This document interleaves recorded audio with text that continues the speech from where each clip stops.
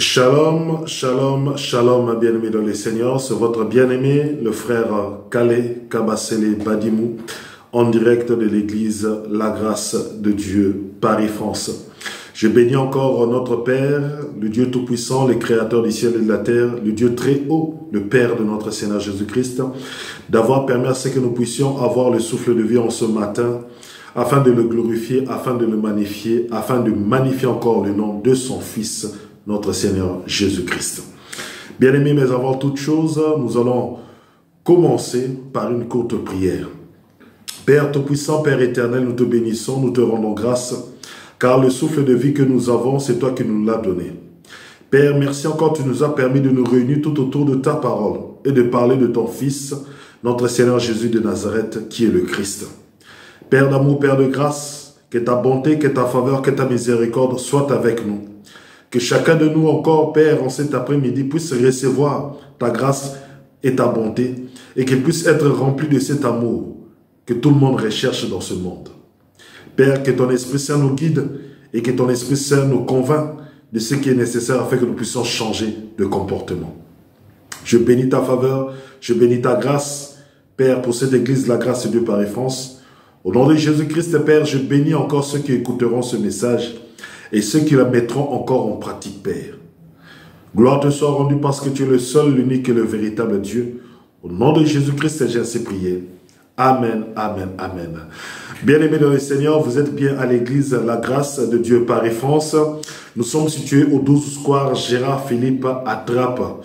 Nos horaires de culte, c'est de 10h à 12h.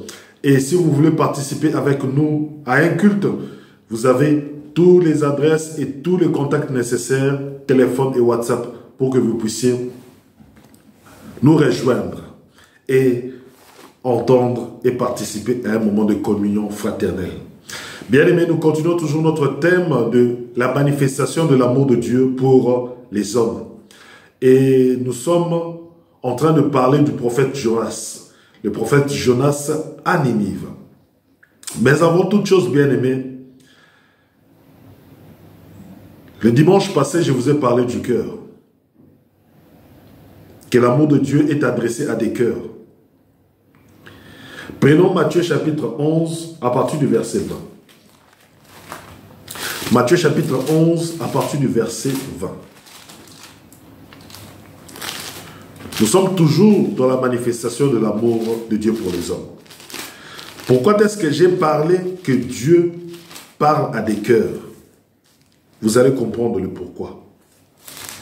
Matthieu chapitre 11, à partir du verset 20 jusqu'au verset 24. Alors il se mit à faire des reproches. Non, prenons Matthieu chapitre 15. C'est Matthieu chapitre 15 plutôt. Matthieu chapitre 15, à partir du verset 18. Si je ne me trompe pas. Voilà. Matthieu chapitre 15, à partir du verset 18. Ou bien prenons à partir du verset 17. Ne comprenez-vous pas que tout ce qui entre dans la bouche va dans le ventre, puis est jeté dans le lieu secret. Mais ce qui sort de la bouche vient du cœur, et c'est ce qui souille l'homme. Car c'est du cœur que viennent les mauvaises pensées, les meurtres, les adultères, les impudicités, les viols, les faux témoignages, les calomnies. Voici les choses qui souillent l'homme. Mais manger sans s'être lavé les mains, cela ne souille point l'homme. Alléluia. Bien-aimés, les gens doivent comprendre une chose. Et cela, je ne cesserai pas de le répéter. L'amour de Dieu est adressé à des cœurs. Et toutes les mauvaises pensées, l'impudicité, l'adultère, tout ce que, deux fois je vous rappelle, je vous dis que ce n'est pas bien de le faire. Le Seigneur Jésus-Christ a dit, c'est bien de prêcher aux gens. Ce n'est pas bien de le faire. C'est bien de prêcher aux gens de ne pas vendre de la drogue, de quitter l'homosexualité, de quitter le lesbianisme, de quitter l'impudicité, de laisser le viol, le vol, l'assassinat, le meurtre, l'adultère. C'est bien de dire aux gens cela, mais c'est aussi bien de leur préciser d'où viennent toutes ces choses. Parce qu'il y a beaucoup de gens qui sont remplis de l'impudicité. Ils ne le savent pas. Il y a beaucoup de gens qui sont remplis d'adultère. Ils ne le savent pas. Ils ne connaissent pas ni les comment ni les pourquoi. Cela se fait dans leur vie. Alléluia. Bien-aimé, peut-être tu te poses la question, pourquoi est-ce que la prostituée, malgré l'argent qu'elle reçoit chaque jour, malgré tout ce qu'elle reçoit comme argent, elle ne l'abandonne pas? Alléluia. Bien-aimé, tant que le cœur est rempli d'impudicité, tant que le cœur est rempli d'homosexualité, tant que le cœur est rempli de viol, tant que le cœur est rempli de mauvaises pensées, de faux témoignages, d'adultère, d'assassinat, de meurtre, la personne ne pourra pas changer. La personne ne pourra pas abandonner ce qu'il fait. Vous remarquerez que quelqu'un a été condamné pour pédophilie. On l'envoie en prison 2 ans, 3 ans, 4 ans, 5 ans, 10 ans, 20 ans de prison. Mais il ressort de la prison. Cette personne recommence le même crime. Cette personne recommence le même délit. Cette personne recommence la même faute. Les juges ne savent plus quoi faire. Les juges ne savent plus quoi dire. Et à des moments, les juges en viennent à donner des gens de grosses peines pour protéger la société. Oui, le juge protège la société contre ce genre de personnes. Mais le juge ne change pas la personne. La condamnation ne change pas la personne. Parce que la prison a été faite pour cela, pour protéger la société contre les meurtriers, pour protéger la société contre certaines personnes d'une certaine catégorie qui sont des éléments nuisibles dans la société. Et pour que la société soit protégée de ces gens-là, qui sont des vendeurs de drogue, qui sont des meurtriers, qui sont des assassins, qui sont des pédophiles, qui sont toute autre chose, la société les met en prison, afin que la société soit protégée. Mais est-ce que la société change-t-elle la personne? Je vous dis non. La parole de Dieu nous dit ceci, que les mauvaises habitudes, les mauvaises pensées, l'impudicité, tout cela vient du cœur. Et notre Seigneur Jésus-Christ a ciblé la solution. Notre Seigneur Jésus-Christ a ciblé là où il faut changer les choses. C'est dans le cœur. C'est dans le cœur. Et en ciblant le cœur n'a 2 langages. Alléluia. Le cœur n'a que 2 langages. Je répète encore, le cœur n'a que 2 langages. Le cœur ne comprend que 2 langages. Soit c'est l'amour, soit c'est la haine. Soit c'est l'amour, soit c'est la méchanceté. Et lorsque le Dieu Tout-Puissant nous parle de la méchanceté, voilà ce qui compose la méchanceté. Mais ce qui sort de la bouche vient du cœur. Et c'est ce qui souille l'homme. Car c'est du cœur que viennent les mauvaises pensées, les meurtres, les adultères, les impudicités, les vols, les faux témoignages, les calomnies. Alléluia. Bien-aimé, tant que ton cœur ne change pas, bien-aimé, tout cela se passera toujours dans ta vie. Tu ne pourras pas abandonner tout ce qui est écrit ici. Et le Seigneur Jésus-Christ, qui est la manifestation de l'amour de Dieu pour les hommes, a été envoyé pour ça. Et constatez une chose, comme le cœur ne comprend que 2 langages, soit c'est le langage de l'amour, soit c'est le langage de la haine, C'est pour cela que le Dieu Tout-Puissant a décidé de sauver l'homme par l'amour. Parce qu'il sait que seul l'amour peut pénétrer le cœur de l'homme. Seul l'amour peut changer le cœur de l'homme. Seul l'amour peut transformer le cœur de l'homme. C'est pour cela qu'il y a deux choses. Soit c'est l'amour qui pénètre dans ton cœur, soit c'est la haine qui pénètre dans ton cœur.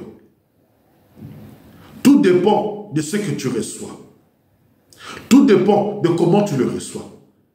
Tout dépend de celui que tu reçois. Et Dieu Tout-Puissant, nous savons que Dieu est amour. Dieu ne peut que donner l'amour à un homme.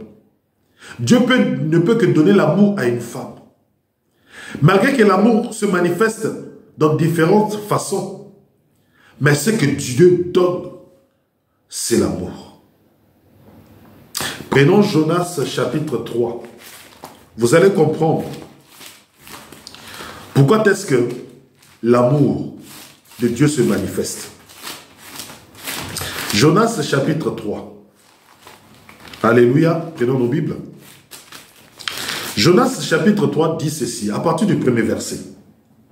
Ce que j'aime dans le chapitre de Jonas, Jonas est court. Ce ne sont pas de longs versets, c'est des petits versets. Jonas chapitre 3 à partir du premier verset. La parole de l'Éternel fut adressée à Jonas une seconde fois. En ces mots, lève-toi, va à Ninive, la grande ville, et proclame-y la publication que je t'ai ordonnée. Et Jonas se leva et alla à Ninive, selon la parole de l'Éternel. Or, Ninive était une très grande ville, de 3 jours de marche. Jonas fit d'abord dans la ville une journée de marche. Il criait et disait, encore 40 jours et Ninive est détruite. Les gens de Ninive crurent à Dieu. Ils publièrent un jeûne et se revêtirent de sacs, depuis le plus grand jusqu'au plus petit. La chose parvint au roi de Ninive. Il se leva de son trône, ôta son manteau et se couvrit d'un sac et s'assit sur la cendre. Et il fit faire dans Ninive cette publication. Par ordre du roi et de ses grands, que les hommes et les bêtes, le bœuf et les brebis ne goûtent de rien, mais ne pèsent point et ne boivent point d'eau. Que les hommes et les bêtes soient couverts de sacs. Qu'ils crient à Dieu avec force et qu'ils reviennent tous de leur mauvaise voie et des actes de violence dans leurs mains sont coupables. Qui sait si Dieu ne reviendra pas et ne se repentira pas, et s'il ne renoncera pas à son ardente colère, en sorte que nous ne périssions point. Dieu vit qu'ils agissaient ainsi, et qu'ils revenaient de leur mauvaise voie. Alors Dieu s'est repenti du mal qu'il avait résolu de leur faire, et il ne le fit pas. Bien-aimés dans le Seigneur, Ninive était une ville prospère. Ninive était une ville qui prospérait. Mais leur cœur était rempli de méchanceté. Quand nous revenons à Ninive, à Jonas chapitre 1, au verset 1, la parole de l'Éternel fut adressée à Jonas, fils d'Arimathie, en ce mot. Lève-toi, va à Ninive, la grande ville, et crie contre elle, car sa méchanceté est montée jusqu'à moi. Ninive était une grande ville. Ninive était une ville prospère. Mais Ninive était une ville remplie de méchanceté dans le cœur des habitants. La méchanceté dont on parle ici, c'est le viol, c'est l'adultère, c'est le meurtre, c'est l'assassinat, c'est la pédophilie, c'est tout type de mauvaises choses. Or, Ninive était prospère. Mais Dieu avait résolu de détruire Ninive. Dieu avait résolu de détruire toute la ville de Ninive. Mais avant qu'il puisse manifester sa colère, Dieu a décidé d'envoyer un prophète. Dieu a décidé d'envoyer un messager dans la ville de Ninive pour crier à Ninive pendant 3 jours, pour leur dire que dans 40 jours, si vous ne vous repentez pas, Ninive sera détruite. Et vous avec Ninive. Si vous ne vous repentez pas, tout ce que vous voyez ici, tous les bâtiments, tous les immeubles, toutes les habitations, tout ce que vous avez comme richesse, comme port, comme trafic, comme commerce, tout cela sera détruit d'ici 40 jours. Bien-aimés, imaginez un peu Jonas était en train de crier, était en train de proclamer cela. Il leur disait, votre méchanceté est montée au ciel. Vos cœurs sont des cœurs adultères. Vous ne respectez pas Dieu. Vous n'obéissez pas à Dieu.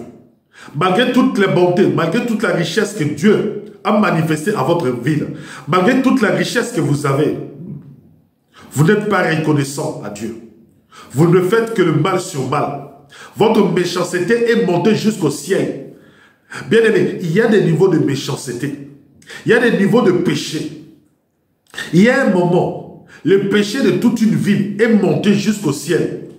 C'est-à-dire que le péché monte petit à petit, graduellement. Il y a des péchés que tu peux commettre, que Dieu regarde. Ce n'est pas encore monté jusqu'à lui. Mais il y a des péchés dans une ville, que lorsque les gens commettent le péché, intensément, bien aimé, ce péché-là monte jusqu'au ciel. Ce péché-là monte jusqu'au ciel. Ce n'est pas seulement Ninive. Il y a eu Sodome et Gomorrhe. Il y a eu l'époque de Noé. Il y a eu Tyr et Sidon.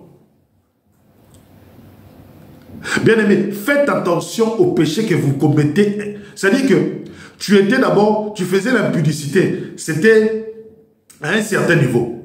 Mais arrivé à un certain niveau, toi-même, tu ne contrôles plus l'impudicité que tu fais. Toi-même, tu ne contrôles plus l'adultère que tu fais. Toi-même, tu ne contrôles plus les perversions que tu fais, les abominations que tu fais. Vous êtes tellement possédé par la pédophilie. Vous êtes tellement possédé par cette maladie, par cette pédophilie que vous faites chaque jour. Vous n'arrivez plus à vous contrôler. Bien-aimé, cela monte jusqu'au ciel. Pourquoi? Parce que lorsque tu violes un enfant, lorsque tu violes un mineur, ce mineur-là crie à Dieu. Cette douleur-là monte jusqu'au ciel. Cette douleur-là monte jusqu'au ciel. Et quand cette douleur-là monte jusqu'au ciel, bien aimé, Dieu regarde les cris de celui qui pleure. Dieu entend ces cris-là.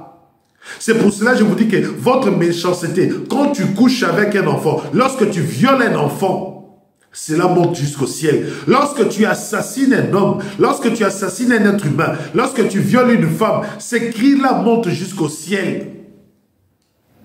Souvenez-vous de l'assassinat, du meurtre d'Abel par Caïn son frère.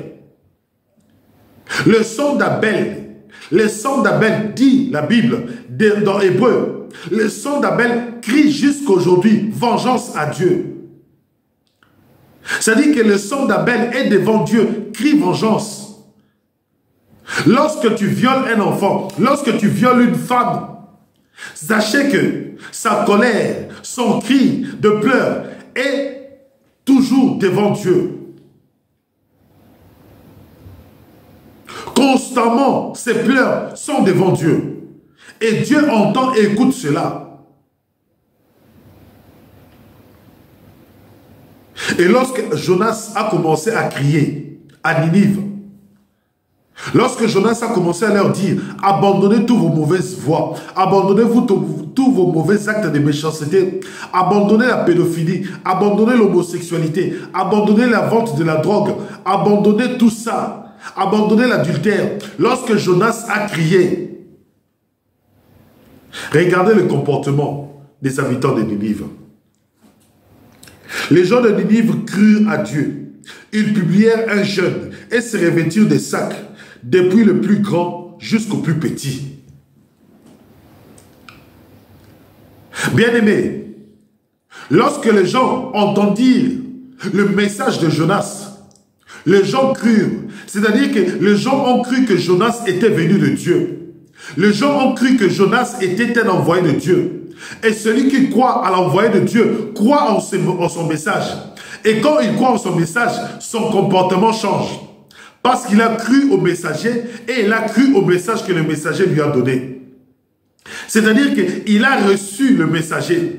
Parce que si la ville de Ninive, si les habitants de Ninive n'avaient pas reçu Jonas dans leur ville, bien aimé, ils n'allaient pas croire au message.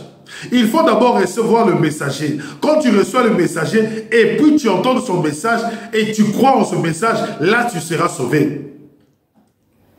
Et aujourd'hui, la ville de Ninive, c'est la terre. Aujourd'hui, la ville de Ninive, c'est tout le pays de la terre. Aujourd'hui, les habitants de Ninive, c'est les hommes et les femmes qui remplissent la terre. Ce sont les hommes et les femmes qui remplissent tous les pays du monde. Oui, c'est ça, les habitants de Ninive. Et Jonas, que je vous parle, que Jonas, que je vous dis, c'est notre Seigneur Jésus-Christ. Gloire à Dieu, alléluia. Le Jonas d'aujourd'hui, le Jonas, ce n'est pas le Jonas du temps de Ninive. Le Jonas d'aujourd'hui, c'est qui? C'est notre Seigneur Jésus-Christ. Et notre Seigneur Jésus-Christ est venu et a proclamé la bonne nouvelle. A proclamé une année de grâce du Seigneur. A proclamé une année de pardon du Seigneur. A proclamé une année de miséricorde du Seigneur pour la terre tout entière. Tu me diras, frère Calais, le Seigneur Jésus-Christ est mort, ressuscité, il est déjà au ciel. Mais le Seigneur Jésus-Christ est au ciel. Oui, mais il nous a envoyés, nous, comme des ambassadeurs. Il nous a envoyés afin de vous dire que le message qu'il a proclamé est d'actualité aujourd'hui. Il nous a envoyé vous dire que l'année de la grâce n'est pas encore finie, que l'année de la grâce n'est pas encore terminée, que l'année de la grâce subsiste, que si tu te répands comme les habitants de Ninive, et si tu crois au message de Dieu, car ce qu'il a proclamé, c'était le message de Dieu, bien aimé, tu seras sauvé. Ninive avait 40 jours, mais nous ne connaissons ni l'heure ni la date. Bien aimé, tu ne sais pas si demain le Seigneur Jésus-Christ reviendra. Tu ne sais pas si demain l'année de la grâce prendra fin. Ninive, eux, les habitants de Ninive savaient qu'il y avait 40 jours. Donc ils avaient 40 jours pour se repentir. Mais toi, tu n'as pas 40 jours. Puisque tu ne sais pas si demain tu vas mourir. Puisque tu ne sais pas si demain l'année de la grâce se terminera. Tu ne sais pas si Dieu, dans sa souveraineté, décidera qu'aujourd'hui, à telle heure, je décide que l'année de la grâce, c'est fini. Tu ne le sais pas. Tu ne le sais pas. Moi qui te parle, je ne le sais pas. Mais moi, je me prépare. J'aimerais aussi que toi aussi, tu acceptes ce message afin que tu te prépares. Cela peut se passer dans 10 jours. Cela peut se passer dans 20 jours. Cela peut se passer dans 10 ans, 100 ans. Je ne le sais pas. Personne ne le sait. Même Jésus de Nazareth, le Christ, ne connaît pas la date. C'est pour cela, bien aimé, Ninive, ils ont cru à ce message. Bien aimé, si aujourd'hui, tu crois en ce message d'amour, bien aimé, le Seigneur Jésus-Christ viendra te sanctifier. Le Seigneur Jésus-Christ viendra te purifier. Le Seigneur Jésus-Christ te purifiera. Souvenez-vous, Matthieu chapitre 15, il dit, ce qui souille l'homme, cela vient du cœur. Et c'est du cœur, c'est de l'abondance du cœur que la bouche parle. Donc c'est-à-dire que si tu veux changer ton comportement, il faut commencer par le cœur. Si tu veux changer ta vie, commence par changer ton cœur. Les gens veulent changer. Les gens veulent, lorsque c'est le début de l'année, les gens prennent des résolutions. Mais les gens ne veulent pas changer leur cœur. Si tu veux changer ta vie, si tu veux changer ton comportement, si tu veux changer ton comportement dans le mariage, si tu veux que ton mari change dans le mariage, si tu veux que ta femme change dans le mariage, bien aimé, commencez d'abord par changer vos cœurs. Commencez d'abord par changer vos cœurs. Écoutez comment est-ce que les gens ont changé leur cœur. Ton mari est adultère. Tu as tout fait. Vous avez fait des réunions de famille. Vous avez fait des réunions à l'église. Vous avez fait des réunions à la mairie, devant le tribunal, devant le juge. Ton mari n'arrive pas à arrêter l'adultère. Non, ton mari n'arrive pas à arrêter de voir les tisas, les prostituées, les filles légères. Toutes ces filles-là. Ta femme n'arrive pas à changer de comportement. Ta femme n'arrive pas à faire ceci, cela. Bien aimé, saisis et comprends une chose. C'est qu'il n'y a pas d'abord, il n'y a pas encore les changements dans le cœur. Bien aimé, tu veux que ton mariage réussisse. Tu veux que ton mariage réussisse. Commence d'abord par changer ton cœur. Commence par changer ton cœur. Tu veux que ton mariage réussisse. Tu veux que ta vie de couple avance. Tu veux qu'il y ait le bonheur, la joie, la paix, la tranquillité, l'unité dans ton couple, dans le mariage, dans ta famille. Bien-aimé, commence par changer ton cœur. Car celui qui change son cœur, c'est celui qui enlève le faux témoignage, celui qui enlève la calomnie dans son cœur, celui qui enlève le mensonge dans son cœur, bien aimé, son couple ira mieux. Son couple ira mieux. Celui qui enlève la haine dans son cœur, celui qui enlève les ressentiments dans son cœur, celui qui enlève les mauvaises pensées dans son cœur, bien aimé, son couple ira mieux. Mais maintenant, pour changer ton cœur, regarde comment est-ce que les habitants de Ninive ont fait. Les gens de Ninive crurent à Dieu. Ils publièrent un jeûne et se revêtirent de sacs, depuis le plus grand jusqu'au plus petit. Bien-aimé, pour changer ton cœur, bien-aimé, regarde ce que les habitants ont fait. Ils ont décrété un jeûne. C'est-à-dire qu'ils se sont privés de l'eau et ils se sont privés à manger. Ils se sont privés de l'eau et ils se sont privés à manger.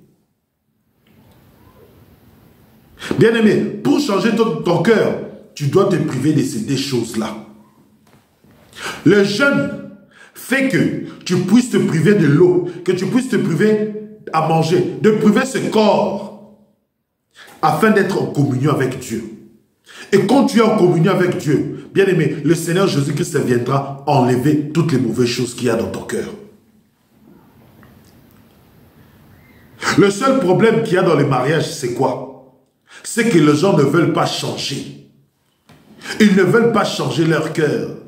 Bien-aimé, quelqu'un qui veut que son mariage réussisse, il est prêt à tout. Il est prêt à tout donner afin que son mariage réussisse. S'il s'agit de faire les jeûnes 40 jours comme les habitants de Ninive, cette personne-là, cet homme-là, cette femme-là fera 40 jours de jeûne et prière. Le problème, c'est que vous n'avez pas la volonté. Vous n'avez pas cette force-là. Vous vous dites que je ne vais pas changer. Moi, je vais changer comme mon mari changera. Moi, je vais changer comme ma femme changera. Bien-aimé, ce que tu fais, c'est de la distraction. Ce que vous faites, c'est la distraction. Tu attends que l'autre change, alors que le changement doit d'abord commencer par toi-même. Les habitants de Ninive ne se sont pas regardés et dit, nous avons 40 jours. Non, les habitants de Ninive n'ont pas regardé cela. Les habitants de Ninive, lorsqu'ils ont entendu le message, ils ont cru, ils ont commencé les jeûnes. Et cela est monté jusque chez le roi. Et quand le roi a entendu cela, le roi a dit, non, moi qui suis roi, je ne vais pas rester sur mon trône. Je vais laisser mon trône. Je vais me mettre sur la cendre. Je vais aussi porter les sacs. Et je vais décréter un jeûne dans tout le pays. Des hommes jusqu'aux bêtes. Oui, quand nous allons abandonner nos mauvaises voies, lorsque nous allons abandonner nos mauvais chemins, lorsque nous allons abandonner l'homosexualité, le lesbianisme, l'impudicité, oui, le viol, la pédophilie, le meurtre, la vente de la drogue, quand nous allons abandonner toutes ces mauvaises voies, peut-être Dieu se repentira-t-il de nous faire du mal? Peut-être Dieu se repentira-t-il de détruire la terre, de détruire la ville de Ninive? C'est de même que Jésus-Christ, lorsqu'il est venu, il a proclamé la bonne nouvelle. Et ceux qui ont cru ont commencé à changer de comportement. Ceux qui ont cru ont commencé à abandonner les mauvaises voies. Je me souviens encore de la femme prostituée. Lorsqu'on a amené la femme prostituée devant Jésus-Christ, on voulait la lapider, on voulait le tuer. Et la femme s'est repentie. Et lorsqu'elle s'est repentie, Jésus-Christ lui a dit, va et ne pêche plus. Va, abandonne cette mauvaise voie. Va, abandonne cette mauvaise façon de vivre. Et elle a abandonné. Alléluia. Bien-aimé, il est temps que tu puisses changer ton cœur. Il est temps que tu puisses changer ton cœur. Même Dieu lui-même, il sait qu'il doit changer ton cœur.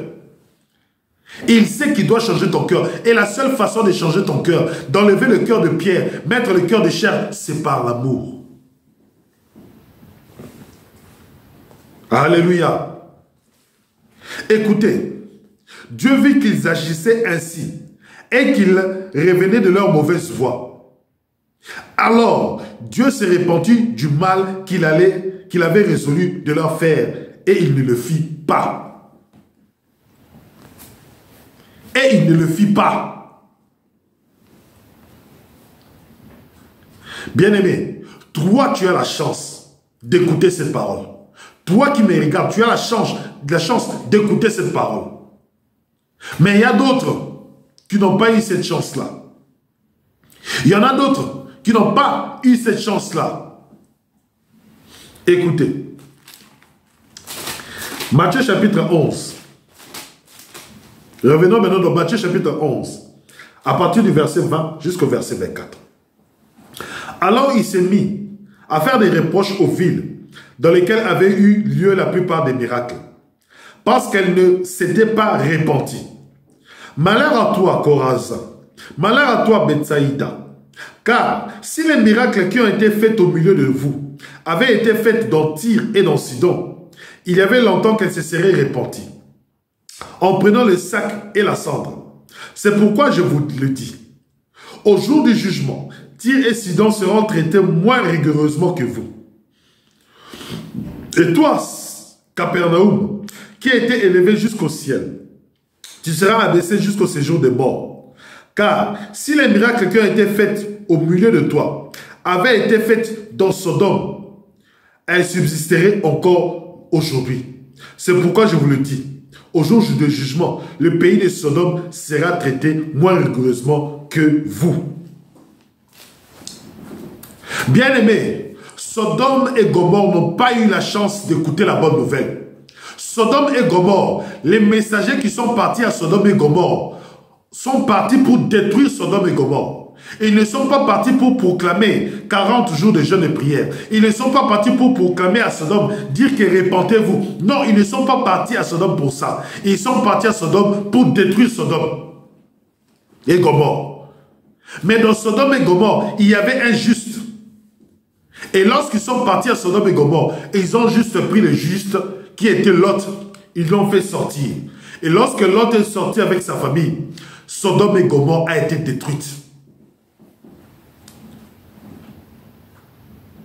Bien-aimés, Sodome et Gomorrhe a été détruite.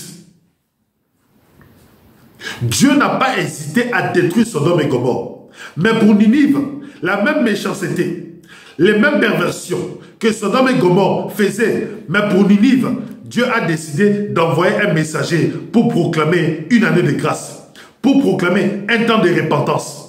Mais pour Sodome et Gomorrhe, ils n'ont pas eu le temps de se repentir. Ils n'ont pas eu le temps. Parce que Dieu n'a pas voulu envoyer un messager, leur proclamer un temps de repentance.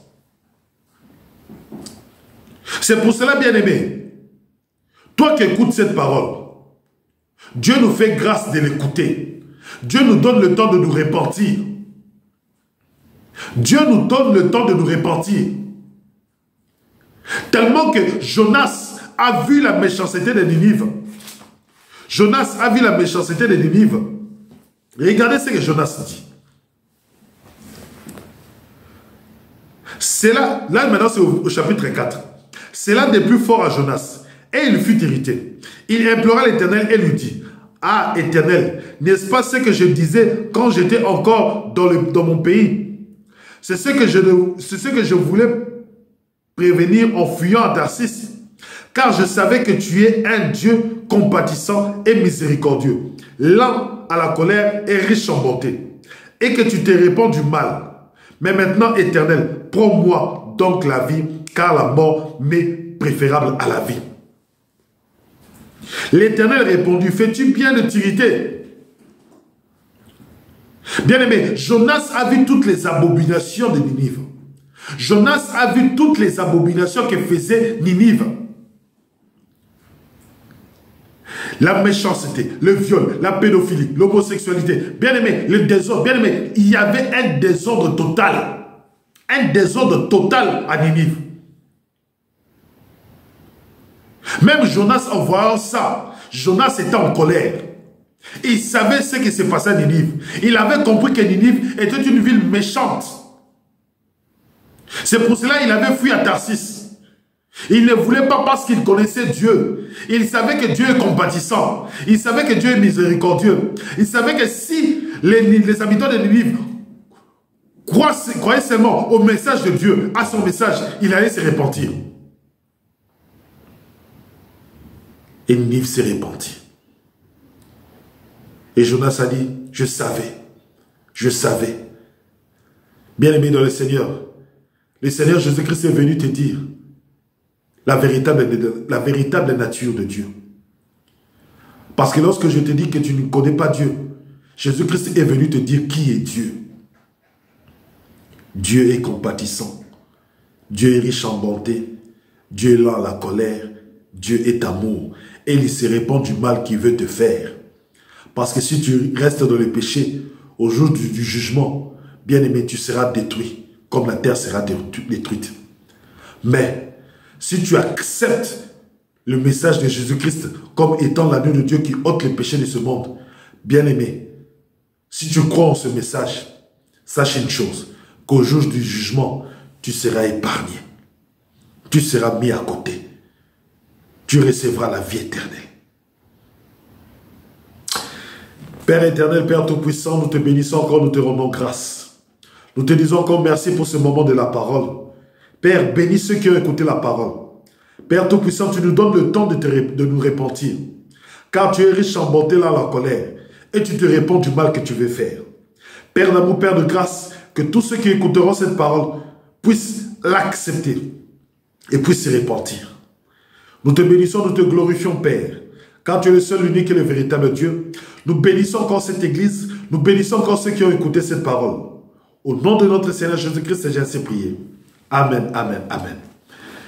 Bien-aimé dans le Seigneur, c'est votre bien-aimé, le frère Kale Kabasele Badimou, en direct de l'église La Grâce de Dieu Paris-France. Nous sommes une église locale située au 12 square Gérard Philippe, à Trappes. Nos numéros de téléphone et nos coordonnées sont là. Si vous voulez participer avec nous au culte qui se déroule chaque dimanche de 10h à 12h, bien-aimés dans le Seigneur, contactez-nous et nous pourrons être avec vous afin que nous puissions communier ensemble. Je vous dis à dimanche prochain, au nom de notre Seigneur Jésus-Christ. À bientôt.